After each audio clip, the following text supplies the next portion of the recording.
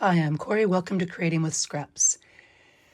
The Make a Junk Journal Start to Finish series. This is going to be episode 2, creating your cover.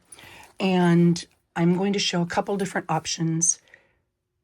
Even though we're not going to work with the cover right away, you need to decide on a cover if you are going to use the spine insert, which is what I'm going to do on this one. But I'll show you another option too if you're not going to. All right, I am going to, this is a paper cover. Most of the time I use fabric, but this one's paper, so I'm going to show you a paper option, even though this is not what we're going to be making. And then this is a fabric option. And we're going to be doing something, well, my Inspired by Others journal will have something that's a combination of this type of a spine and this paper type of a spine. They're both paper type spines, but those type of spine inserts. But I will also show you, because I brought them out to show you, how I created this with no spine. Well, of course there's a spine, but no delineated spine. And I'm going to show you a variation on how I did this. They're very comparable, so if you do one, you can do the other as far as what we're doing with the journals and what I'm going to show you here. But I wanted you to see that you have cover options, and it doesn't have to be fabric, doesn't have to be paper, you get to choose. When you are deciding on your cover, the reason I often start, though not always with the cover, is because the size of my spine, the size of my pages, how I want it to lay and what I want to use it for is determined by the type of spine I use. So having the cover first, or an idea of the cover, helps me decide how big or how thick or however to make it. Now, sometimes I do, depending on what I want to do, I will do the pages first. Like these, I believe I did I put the pages all in. Many times I will do the pages first and then I'll create a spine around it. But I think in many cases, it makes more sense to decide on a cover, because that kind of guides where you're going with your spine, if that makes sense. If the cover's not a priority, then you can do the spine and inserts first and then do the cover afterwards. But if you're wanting a cover that suits a specific need, then maybe that makes sense. So some people say, well, I don't have fabric, I don't use a sewing machine, I don't like to hand stitch, I want to use paper, which is perfect. You have paper options. I don't know what paper this is, but I was pulling some things out this morning, and this is the coolest. It's almost like a rubberized paper. See, it's not slick like a regular paper. You could use something like this. Now, keep in mind, when you're making your selections, solid pieces show, not necessarily mistakes, but solid pieces show imperfections, glue marks, all of those things. Then you can cover them, of course. But just keep in mind that pattern paper hides a lot of sin. I guess that's a better way to put it. Maybe you have some embossed papers. These are phenomenal, but embossed papers, by their very nature, can tear easily because they're embossed. They're gorgeous, they're fun to work with, but a lot of times if I'm using an embossed paper, I will put some collage medium, which is a lot like a decoupage, kind of finishes it, but there's no stickiness to it at all. Sometimes with Mod Podge, you can get some stickiness. So embossed paper might be a great way for you to go. In pulling these things out, I had pulled out a stack of scrap project paper that I had done. I glued down, obviously, some strips. This was a bit of a tablecloth, if I remember right. So linen ledgers and lace. I'm going to use this for this year's idea book for the cover or what have you. I've already sewn on it. I'd forgotten that I had it. Looks like there's some tape to hide my mistakes. You know, there was some little gaps in there, and so I just put some of that faux vintage cellophane tape on it. And I like it with it's all sewn down because I like to sew, but if you're not a sew person, just glue it. And there's some of Hannah's hair. Just glue it. So you can see the back there. They're not perfectly straight. They're not perfectly aligned. They're just kind of sewn. But it kind of gives you a fun effect on the front if that's what you're wanting to do. Larger book pages. These are ones I had pulled out from a really large book magazine, whatever, to Spring Plate 34. I don't even know what that is.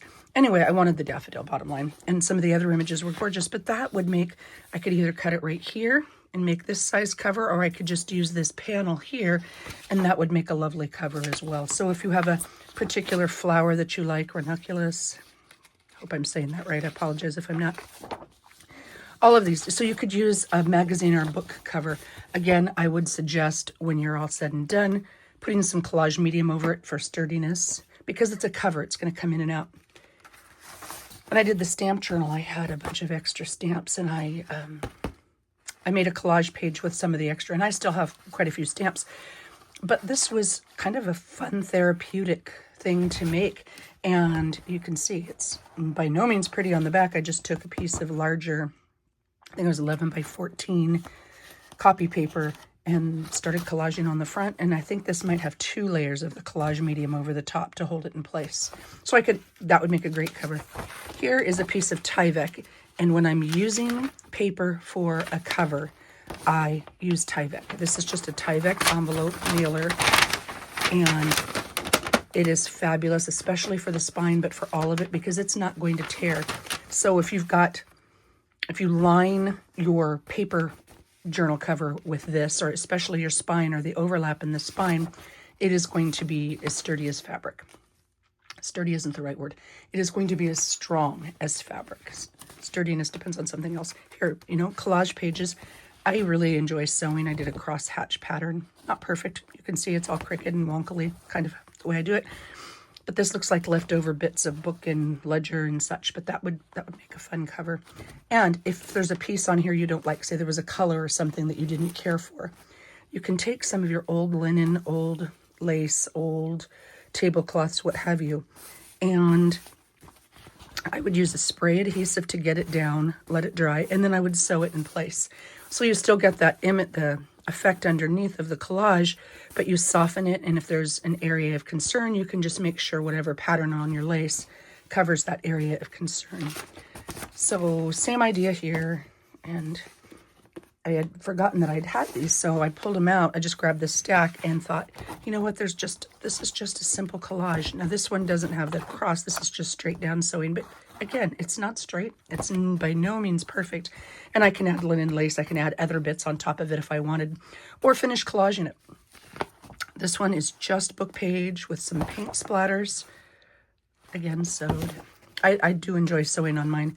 This is all book page, recalcitrant. I love that word. Emulate, great word. Embroider. Oh, I don't do that so much, but I absolutely love the way it looks. And in fact, you know what I'd probably do? And I may end up doing is put some of that tyvec on the back, and then just do a simple embroidery pattern here. And wouldn't that be a really cool cover? Here's some more of the scrap pages and scrap bits of lace. I think I made this during little bits of lace, but they're just offcuts of lace, but it kind of gives a really cool effect, and especially with the different shades of neutrals. Someone asked if I always use neutral. No, I mean, I do other colors too, but neutral is my go-to, and it's my comfort zone. Here you can see, maybe I'll use this one for a cover, bits of lace just sewn in among the scraps. Super way to use things up. I could use this as a page, right? And then I may, because it's on thin copy paper, but I could also use it as a cover. And this one does not have any matte medium on the top. So, you have some more options and such. But this would work as a great page or a cover. Here, scraps of leftover green and yellow. These look like mostly Tim Holtz is what I'm thinking. Maybe they are. Maybe they're all Tim Holtz. No, well, maybe it is. That could be something else. Anyway, just a collaged page, cover or insert. Same thing here. I didn't obviously have as much of the red, but there's a bit of the red. And here, larger and neutral tones, just using. When things were torn, I just cut them into rectangles or squares and then cut each piece, cut it down as needed to fit. Now, maybe you don't want something. Oh, here we go. I think I've got, well, I thought I grabbed it. I did. So I just grabbed a bit of lace. Maybe you don't want that really big 71 3/7% on there. You can, put a doily or something over it to mute that. You just spray adhesive or collage medium or whatever, that doily down, and then sew around it, and you don't notice it nearly as much. Or a bit of whiter lace. That would be, this one's got a busier pattern. Look how pretty that would be. And in fact, I may end up doing that just because it is so pretty. Just spray it down and then sew it, and then that would make a great spine for this. And again, it's just on copy paper. And this one you can see I didn't sew. I could sew it later if I chose to, or just leave it unsewn. I did not collage medium this, but I would, because when you do this kind of collaging, if you're wanting that for a cover, see how that lifts? That's where Collage Medium comes in. It glues where you didn't glue, basically. So something to keep in mind. More of the same. This is strips. I did this a lot when I was making the Tim Holtz Scrap Busters. I would cut the leftover bits to 1/2 inch strips and then just lay them out on, looks like this is, oh, I don't know, that's super thin. Maybe it's card. Who knows?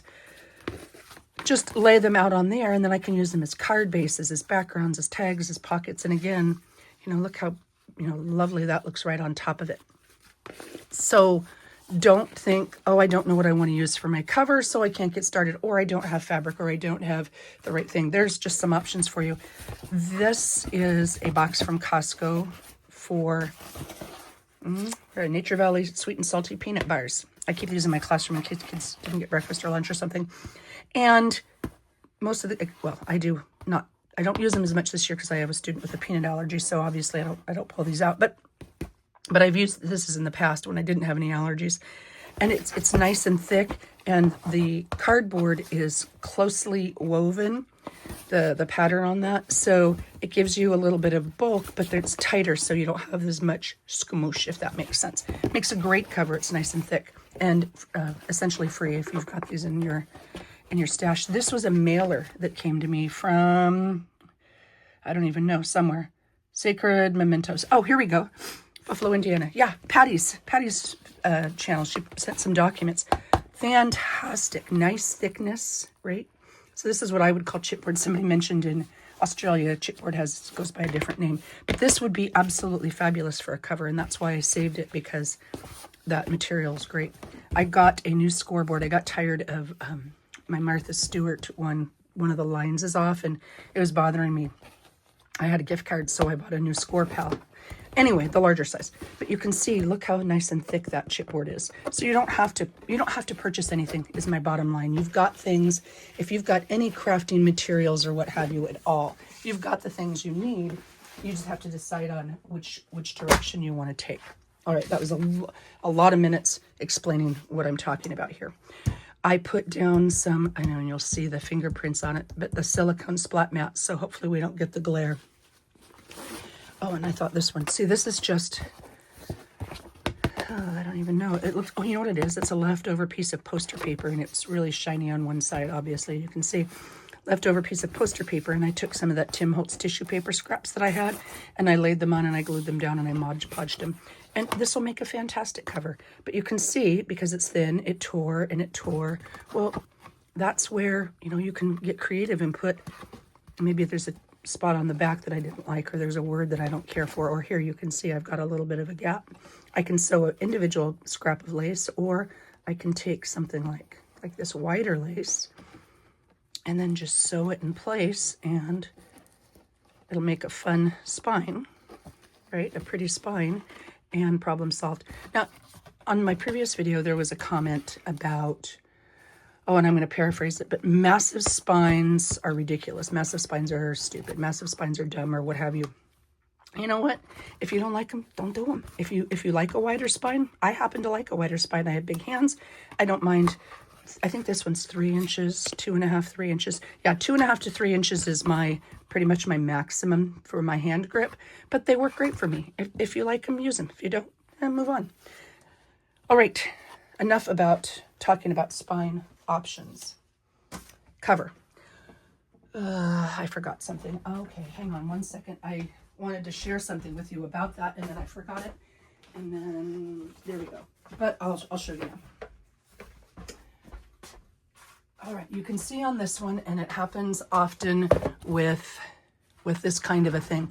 You've got a white edge. Now, ink doesn't work unless you put it on prior to the collage medium. Otherwise, it doesn't really stick. And that can or cannot be problematic. If you don't mind the white, well, then there's no issue. See what I mean about the silicone mat? It looks like I'm finger painting, but it's better than the light color. So you've got this situation, right? You've got white edge and you don't really want it. You don't care for it, what have you. These are Stampers Big Brush Pens, Pitt Big Brass Markers. Vicky Papaiano, I'm sorry if I butchered that, Vicky, but she uses these, or she used to use them before she was with Stamperia. And maybe she still does. I don't know.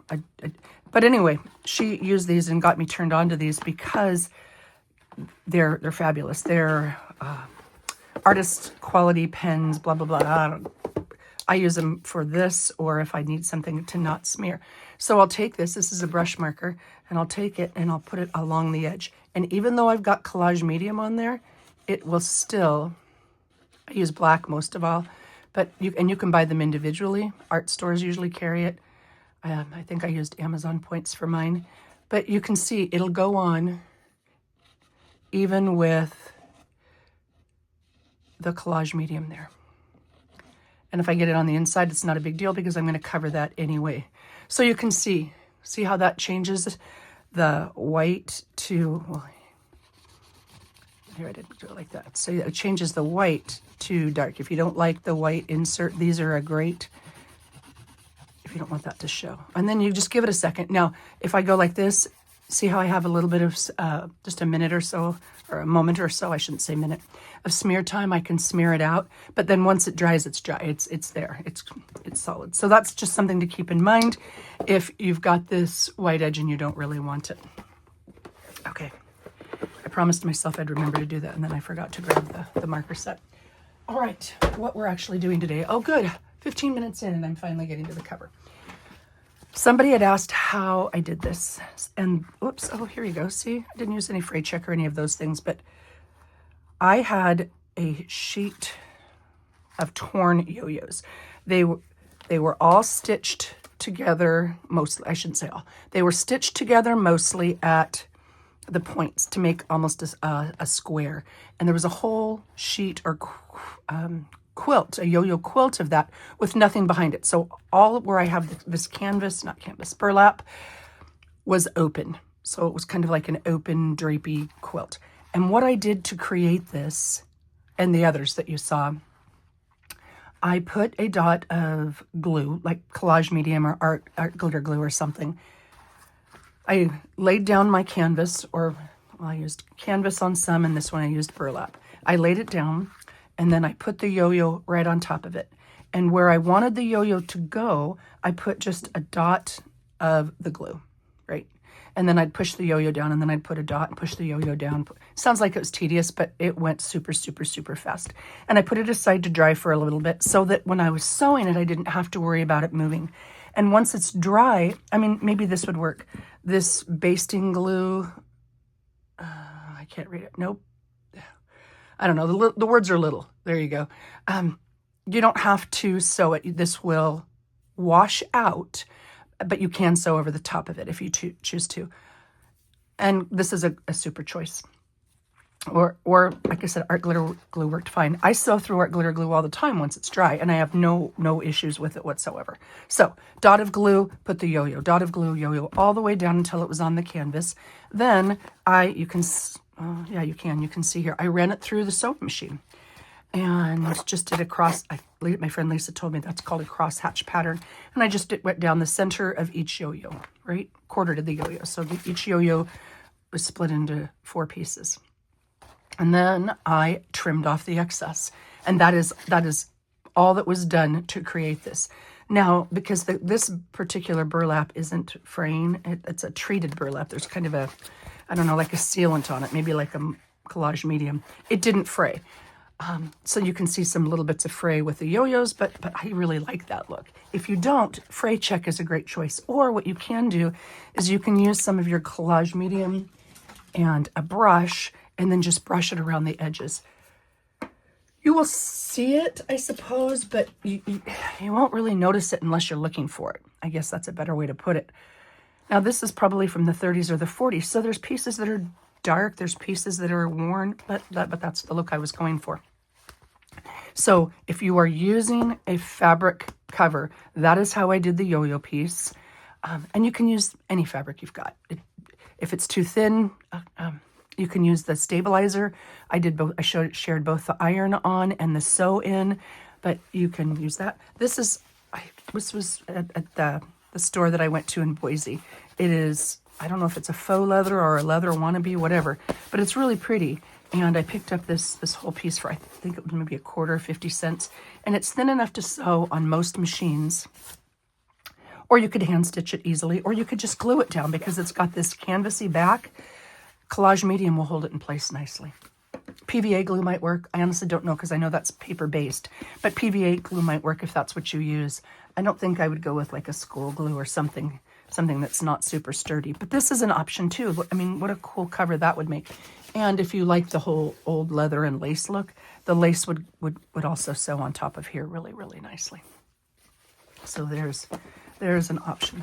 What I did, this is a big tyvec envelope. I think I put the other one down there. All right, I started this one to show you, and I made a mistake, and I wanted to show you something quickly with that.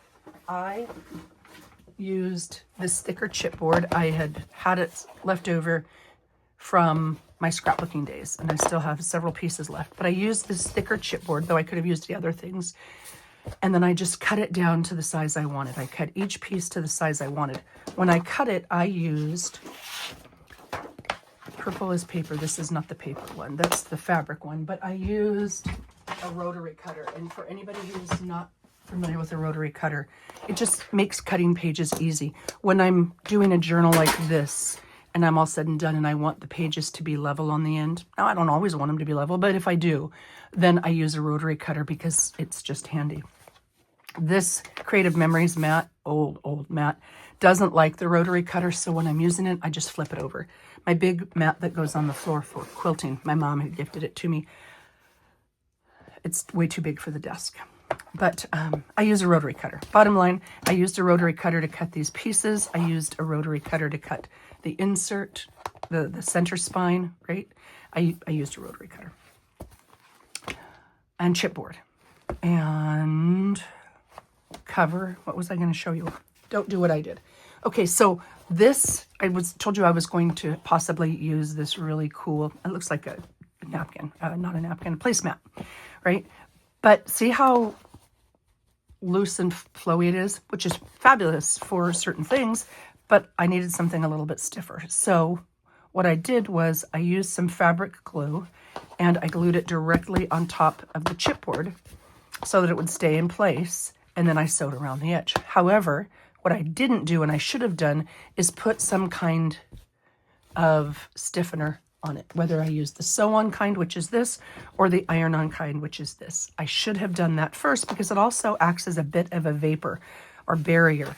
And you can see right here, the glue came through, and right here and here and here, the glue came through. I didn't spread it thin enough, and there's some other spots there. So I'll use bits and pieces of this for other things, but I ended up cutting it off because I didn't like those glue spots, and they were in spots that it would have been more difficult.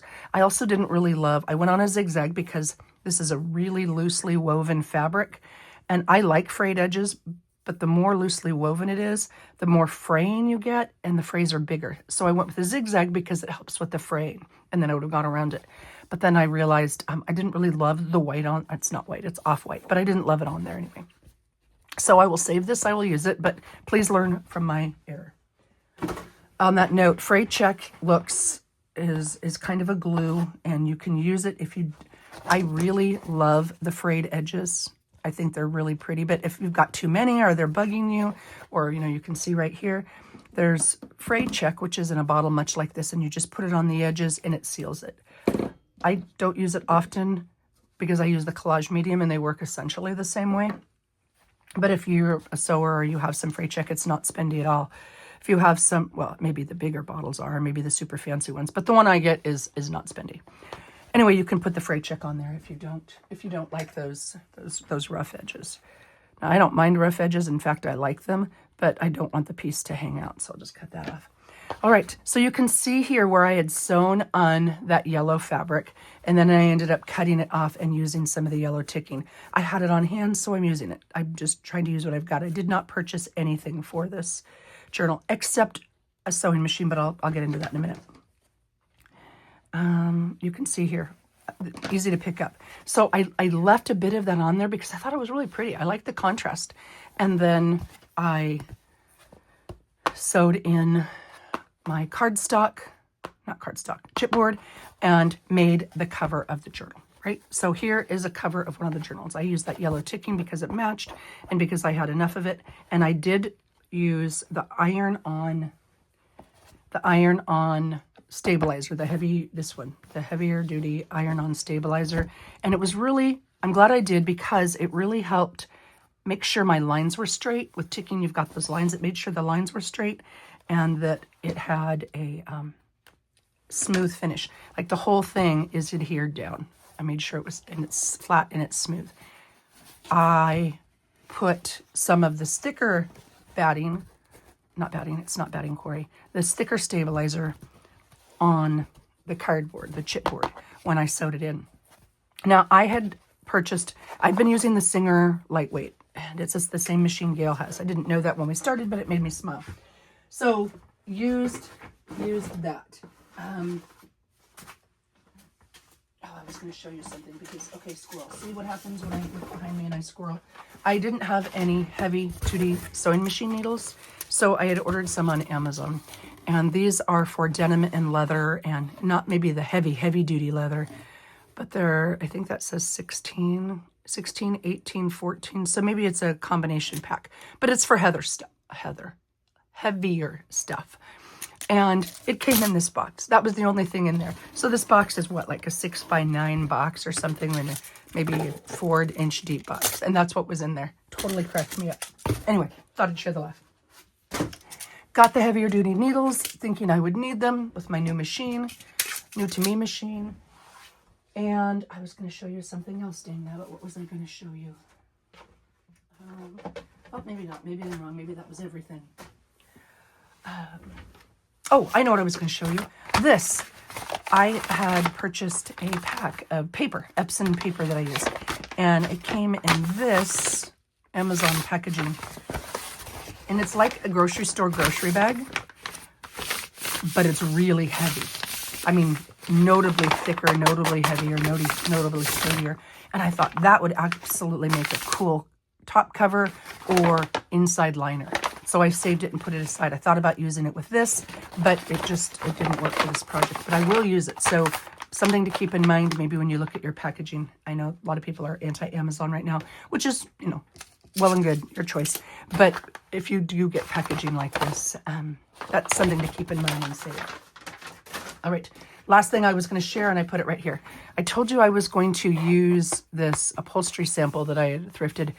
I guess it's not really even thrifted, repurposed, for the spine. Two things I did that I didn't love. I cut off the edges, these, what are, those scissors. Those are called, not zigzag scissors, but maybe they are zigzag, whatever they are. Those were on the edge, and I cut those off, and I made it too narrow. So this won't fold well. Now, I'll use this something different. Maybe I'll make a really cool bookmark and put an image or something here.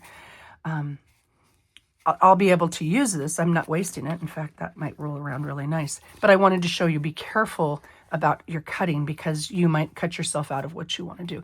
When you're putting your cardboard or chipboard in your spine, you want to leave yourself a little bit of room so it can wrap around and roll and lay on either page. That's how you glue it into place, your spine into place. So don't trim first, look at it and lay it out first, I guess. So learn from my mistake.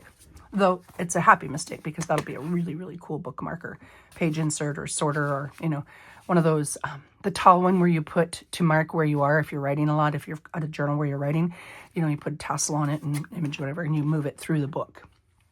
Kind of like a bookmark, but to show you where it is, but kind of more of a heavy duty one to keep mark of where you're working. All right. I was going to show you how I did this. So for those of you who are not familiar with a rotary cutter, you can get these, I don't know, probably at Joann or Michael's or Hobby Lobby or wherever you want. They're not super spendy, though they can be. There's brands that are like super spendy. My mom gave me mine, but mine are, I think those are both Olfa.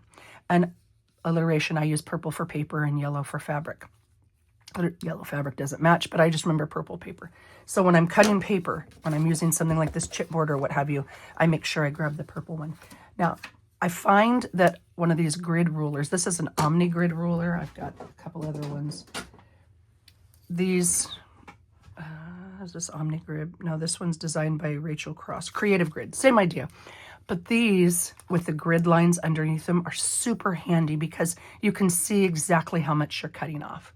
And if you need a 1/4 inch or 1/2 inch, it helps you keep things straight. So I do recommend using a clear ruler, but I've had mine for years and years and years, never had to replace them. I even used it when I put the tile in our bathroom, when I was remodeling our bathroom. They just work really, really well. So you lay your chipboard, cereal box, whatever it is. Cereal boxes are a little thin. You can use a regular cutter, but whatever it is, lay it down. And then a lot of times I'll use the lines underneath it, especially if I'm using the big one, but I don't want to use that side. So I can use my clear ruler to help me make sure that what I'm doing is straight. And I'm just going to show you how you hold it in place. Some people have clamps. Some of the larger ones have a little handle on it so you can hold it down. I just use my fingers. Blade lock. These blades are sharp. I'm honestly not sure. When you replace the blade, it's really easy to do. On this one, you just pull back, blade comes off. When you replace it, I have one with, well, here you can see. There's little numbers on there. I don't know how well those show. I don't know if the numbers go on top or if the numbers go on back. I've got one with the numbers on top and one with the numbers on back. Honestly, not sure which way you're supposed to do it. In either event, these blades are very sharp. So once you push up, be extra, extra careful to close it. I have cut myself more than once on those sharp blades. And that's what the blade protector is. Anyway, you disengage, you move it down, and then you use your ruler, hold it in place. And I usually stand up when I do it because I've got a better angle, but for the sake of ease and speed, I'll cut. Now that didn't cut through because I am not putting pressure on it, but I can do multiple cuts because I haven't moved it. And that is all there is to it. It chips off, or it shaves off and gives you a perfectly straight edge. When people ask what things I couldn't junk journal without, rotary cutters, rotary clear ruler, and a rotary mat of some sort. This is not a rotary mat, but just keep that in mind. But those are some of the essentials because you will use them over and over and it will save you endless time. So if you know you're planning your purchases out or budgeting, what have you, that's something I recommend. So you can see it looks like I dropped stuff, but that's because the glass mat underneath, it is adhering to the silicone mat, but it's keeping some of that glare out. We haven't even gotten to the cover yet. Okay, well, I'm hoping that that'll eliminate all kinds of mistakes. Here's the one I prepped in to show you. Now, I sewed around it. I always sew when I'm using fabric because it just holds it down better. Personal preference, if you don't want to sew, you can still use fabric with fabric glues and such, but I just feel like you get a much, much sturdier hold when you sew it in place. Again, personal preference, but it works well. And I like these little frays. I just don't want them to be too long. All right, I did it in 3 sections. I did the front cover and just sewed it in place. Then I had originally done the spine and sewed it in place, and I'll show you on the other one, and then I did the back. Well, for this one, because I changed it, I got a piece of ticking, the fabric, just call it a piece of fabric. I ironed on this, so pretended I'm ironing this in place. This is just a big piece of fabric, whatever, maybe an inch or 2 longer than what I needed, an inch or 2 wider than what I needed, maybe a little longer. I took this fusible stitchery. Now, when you're getting it, be careful because I believe I saw they had 2-sided adhesive. So with the shiny side is adhesive and the matte side is not. And some of them are 2-sided. So if you're going to put fabric to fabric, but be really careful with that because once you put it in, it can either melt your iron, not that I speak from experience, or it is permanent. So I got 1-sided, I laid it down and I heated it. Iron, iron, iron, iron. And once it was done, don't move your iron like I did. You're supposed to just let it sit for, I don't remember what it was, 5-10 seconds, whatever magic number it was. It says it on the directions. And then it's stable. It's a more sturdy piece of fabric. It doesn't have that as much of that cottony flow. And 2, it is now ready for me to cut. So once I'd sewn on or ironed on the stabilizer, then I put it on my rotary mat and I cut it to the size that I wanted. And you can see I cut the chipboard at 1/8 of an inch smaller. Just personal preference. I like this, just a little bit of room over the top. Now, if you're a person who doesn't like these edges and you're wanting to cover it, oh gosh, which journal? Oh, recently I did the Chipboard flower press and I used paper and I showed how to roll it. So if you're wanting to see how to cover it with paper and roll and glue and all of those things, look at the Chipboard flower press video because I show how to do it there. Here, I'm just having raw edges. Again, if you're going to use like a thinner cotton or something, that works great. You want to cover it. You don't want the raw edge. It's perfect. This thicker canvas and stuff, you're going to have a really bulky edge. Of course it can be done, but it's going to be a bulkier edge. And that's one of the reasons when I'm using thicker things, I like the fray. And I also like the fact that I'm not rolling something so heavy over. Okay. And then I know the size of my spine. I think this is a 2.5 inch spine. Again, because my hands, it fits good. If you've got smaller hands and you're wanting to take them in and out, maybe go with a smaller spine. So I've got this piece ready. Then I took another piece because I had some more of that ticking, and you can see it is much, much larger, much wider, but I've cut it to fit inside the edge. And I did the same thing. I ironed on that iron-on stiffener. And you can see it's not, I mean, it still flows because it's fabric, but it's not nearly as flowy, right? And I will be working in this. Now, why did I cut it bigger or longer? I'll tell you. Because, so maybe I'll start here and I'll mark the center. Now, I use these guys. No, not an embossing pen. That's not a good choice. These Friction Frixion, friction erasable pens. And these are heat erase. So I can pilot Friction.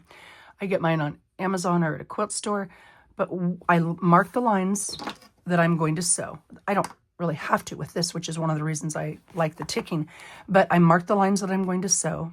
And then I sew in my signature. And then I use, you can use an iron, but I use my heat tool, my stamping heat tool, and it makes the lines go away. But that way I can see it, and I'm guaranteed it's going to be mostly straight. I made it bigger. I'm going to explain why. So then I've got this insert, and this is what I'm going to be working with most of the time. Usually what I do is I'll roll up this side and roll up this side so I don't sew it by mistake. And then I sew in my signatures, whether a 5-hole pamphlet stitch or by hand, however you like to do it. And then when it's all said and done, I'll put it right into it's my insert. This one is a full piece insert, which is why I went a little long. I can just cut it from here to here, right? Use this section, or I could even move it over and use just this section to sew it in, to sew in my signatures. And then when it's all said and done, I like to leave about 2 inches-ish, 1.5 inches, 2 inches. And then my signatures are all in now. I'm ready to put it inside my journal. I line this up, and then I would glue it down. One of the nice things about this is that collage medium works great. You paint on some collage medium, put this down, put some, look, even through the silicone, these heavy-duty magnets work really well. I put it in place and let the glue dry, right? Oops, those guys stuck together. Let the glue dry and then give it, I don't know, an hour or whatever it is. And it is in. It is done. I mean, I suppose I could pull it out if I needed to, but I wouldn't even try. So that is the option. I'm using the full size because I want it to go from end to end. But if you're wanting to do an insert like this, and then you would take, I don't know, fabric or paper. What did I do? I had some paper here. Here we go. I put the paper in over the top, like this, to close it off. You don't have to sew paper. You can ink it if you're an inker, but I just glue it right down on top. So my spine insert is in place, and I've got my cover plate, or book cover plate. I think that's what they call it in books. When you have, well, here, let's pull out, here we go. I'll pull out an old book. When you have a book, right, and that's kind of how they do it. So you can see here, there's that little bit of fabric there at the end piece, right after they've glued these pieces together. They tuck it in here, and then they put an end plate in the end page on the cover. You can see here, they didn't even do it perfectly evenly. It's pretty close, but this one's a little bit wider than this one. And they glued it down probably with PVA or similar glue, bookbinding glue. But that's an option too. So you have a smaller spine insert, right? You have a smaller spine insert, you put your signatures in, you glue it in place, and then you put your book plate covers or your plate covers or your end covers over the top. This one happens to be all fabric, and I did that intentionally. Oh, okay, I'll have to clean that up. Because there's a lot of these we have a German Shepherd, and she does the German Shepherd thing in sheds. So I pretty much always have a lint roller there. Got them sewn in. I'm going to do the same exact thing, but I can sew this section. This section where the signatures are, I will leave unsewn, but I can sew it. And it's going to follow this same line, so I know it's going to be in there nice and sturdy, and that's one of the reasons I do it. When I choose to use a full page, I can sew it in place. Now, you see it, well, it hangs off the edge, Corey. What are you going to do? When I've got it sewn in and I'm happy with it, I'll use my rotary cutter again, or when I've got it glued in, I'll use my rotary cutter again, trim off that extra piece, and then I will use it to make a side tuck. I think that's what I did in this journal. Nope, I did not. That's not what I did in that journal. That's what I did in this journal. Okay, that's what I did in Life Simplified.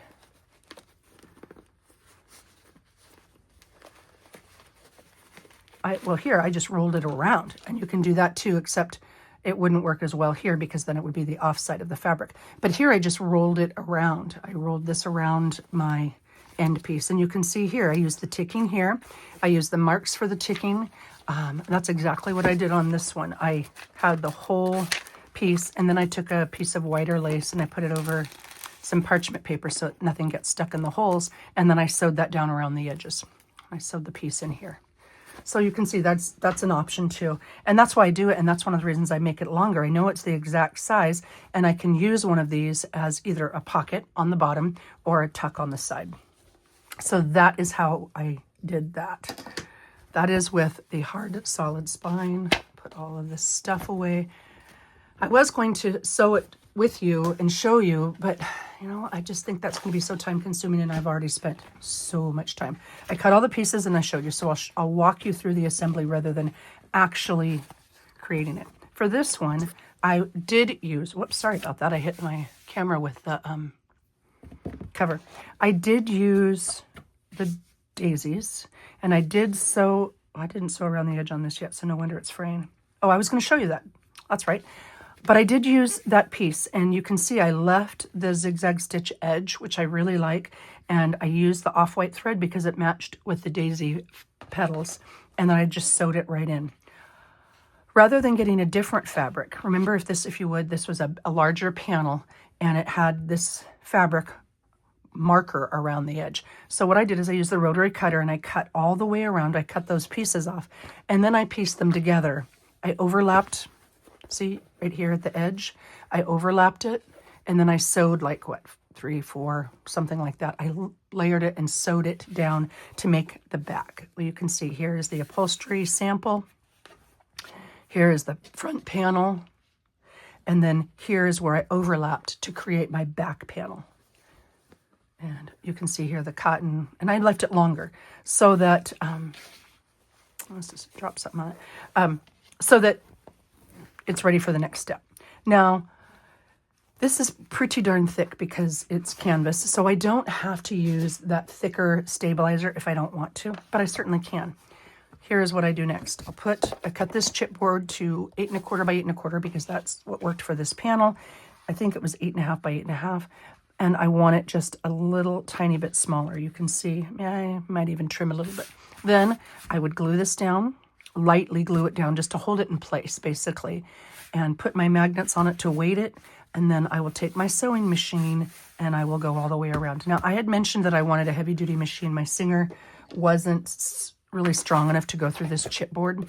And the other one that I shared with you, wherever I put that, I just had it in my hand. Corey, what did you do? Did I move it down? What the heck did I do? Oh, here it is. I put it underneath. This, I put a new needle in my machine, and I think it was like a 14. I don't know if that matters, but I used a heavier weight needle, and it went through like butter because I switched machines. I had ordered a heavy-duty machine, a pre-owned heavy-duty machine, and it arrived completely broken. I mean, you turned it on, and it just kind of did this funky death whir. And I contacted the person. They said, no, you bought it. It's yours. I'm like, yeah, but I bought a working item, and I don't know if you dropped it or somebody else dropped it or what, but it was clearly broken. There was a little ding in it. Like, you could tell it had been dropped, even though it was in a box. And they didn't pack it very well. And I had to go round and round and got reimbursed finally and had it shipped back. I had to pay for that, but I felt like it was a worthwhile investment. I may trim that down just a bit. We'll see. Anyway, so I was going to use the heavy-duty machine, and then I remembered before I bought the Singer, I had a FAF, and there was a problem with, I used the button to make it work, basically. Not the on-off button, but the button to make it sew. I don't use a foot pedal. And I watched a video and was able to, I think, repair it enough that it works. And I used my FAF Passport 2.0 on this cover, and it went through absolutely no problem, just like butter. I think maybe if I got much thicker, it might have protested, but I went through all, the fabric, the cotton, the stabilizer, and this thicker chipboard, no issues in the least. Sewed it right around. And so maybe that's sturdy enough for what I need, and I have it. I also, you can see here, this is a bit wider because of the panel, and it is a pain in the patootie. Most machines, their arm depth is, I don't know, 5-6 inches, something like that. My mom had given me a machine from when she was a quilter that I rarely use because it's huge, but it has a really nice arm depth, really deep. So I pulled that out and pulled it up just to be able to go all the way around, because I was able to flip this thing all the way around. It has a nice deep arm depth. That's something I've noticed on Facebook Marketplace or OfferUp or those other places. Sewing machines pretty much retain their value. I got my Passport for right around $100, and I saw them on the Marketplace for between $60 and $75. So it's a little bit less spendy, but not a lot. And then you get the warranty with the newer one. And I'm huge on pre-owned, just about everything. But sometimes it makes sense maybe to consider other options. Anyway, I used the machines I had. The other one went back. I'm not getting a heavy-duty machine at this point because the ones I had worked really well for what I want them to do. And this is kind of what I want to be able to do all the time. And it was a good reminder for me that the Passport is a fantastic machine if you're sewing on paper and doing the vast majority of your crafts, but it just doesn't have a sturdy enough, the Singer doesn't have a heavy-duty enough machine, engine, motor, what have you, to go through the thick stuff, whereas the FAF and the Baby Lock were fabulous for it. So, some story there. Okay, back to what I was saying. Chipboard. I'm going to glue it in, hold it in place just long enough until it dries. Then I've got the pieces. I think I've got the pieces here. Well, I pulled the pieces out, so maybe I have the pieces here. I put this, oh, here we go, center spine. Center spine here. Now you can see, well, maybe this isn't the right one. Yes, it is. You can see I've got a little bit of a gap, right? I don't have to have them touch. And this one, and I don't want them to touch, actually. You want room for it to bend. You want to be, that's one of the reasons we go with 3 pieces. Here you can't see it as well because the ticking is overlapped it. And then I just use packing tape to make sure that they were perfectly straight because, again, lines. You want a little bit of a gap. All of that to say you want a little bit of a gap. So I'll put this in here, and then I've got the other piece, and I'll do the same thing, and I'll glue these down. Oh, that's right, because I made the back a little bit longer. I'll glue them down, let them dry, and then I'd sew around the edges. And then I would have the same, see how it kind of rolls there? I would have the same exact type of cover that this is. If I wanted to, and so I've got a piece of tablecloth here. If I wanted to put, I don't know, some of this pretty lace, like if I wanted to, there's a pocket piece. Here you go. I'll put this on the inside as a pocket. I will sew that in last after I have sewn in my signature. So I won't put the pocket on right away. This is going to be my signature insert. I wouldn't put it on right away. I mean, I could, but I wouldn't because I generally don't. But let's say I want this to be a pocket, all right? So I'm going to sew this on. It'll be one of the last pieces. I've got my signatures in, and then I'll stabilize this, whether with some stabling or on top of paper, and then I'll sew this in as a side tuck or a pocket or something like that. If you are wanting a let's say I wanted an edge of this on my cover, right? Because it's pretty and the color matches, right? I would do the same type of a thing. I would get my glue or my collage medium. I don't put much on at all because I sew it. So I put a little bit on just to hold it in place while I'm waiting to sew it. Maybe I'll even do that. See how pretty that looks? I'll put a little bit of this lace on the edge, and then once it's, once the glue is dried, I'll sew it into place, and then I'll trim and I'll trim. You know what? That's really pretty because it matches this, and then it'll have the pocket on the inside. So, in fact, what I would probably do, and most likely would do, is go just like this, and maybe I even will. I'll go just like this, right? This is the outer cover.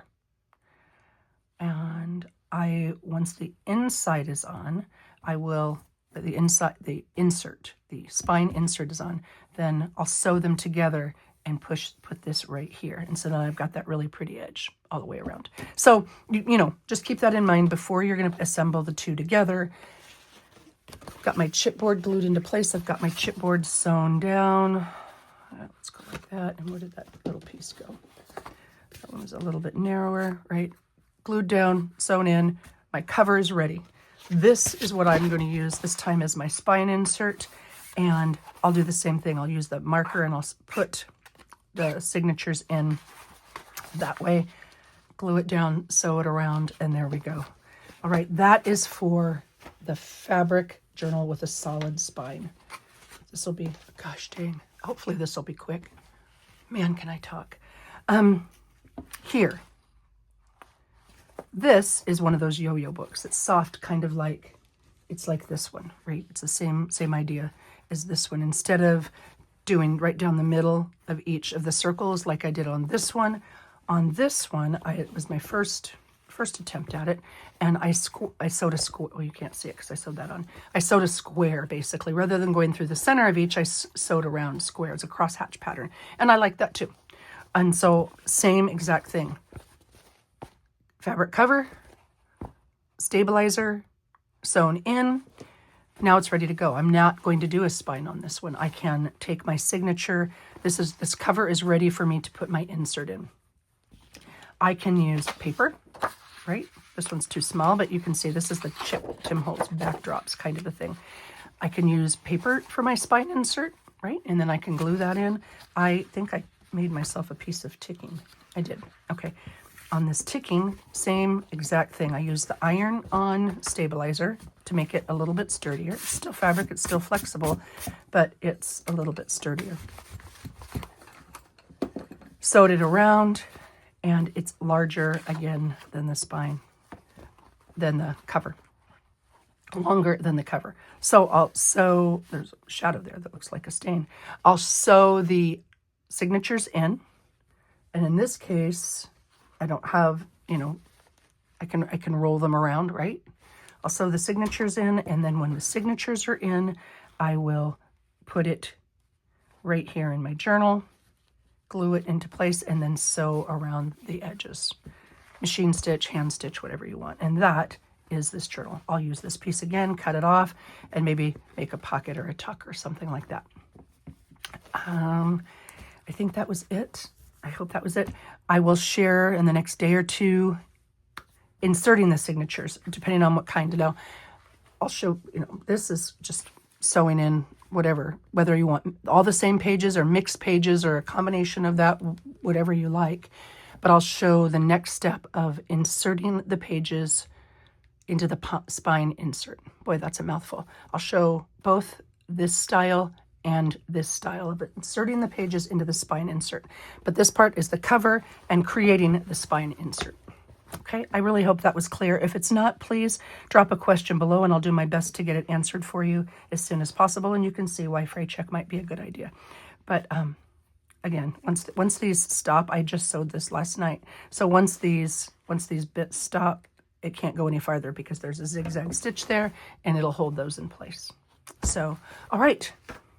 Thank you for watching. Thank you for joining me on this journey. This is spine was number 1, cover number 2, and spine insert will be number 3.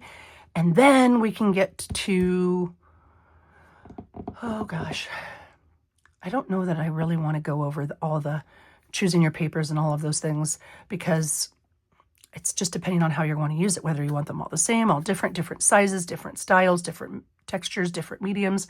It just depends. Mine's going to be an idea book. So I need something that's a little bit more universal, because I'm going to take the ideas from other creators to put them into the book. So mine's not about the pages as much, whereas if it were an interactive journal that I were writing and journaling stories and such, I might want a variety of different papers and sizes and envelopes and packages and bags and all of those things.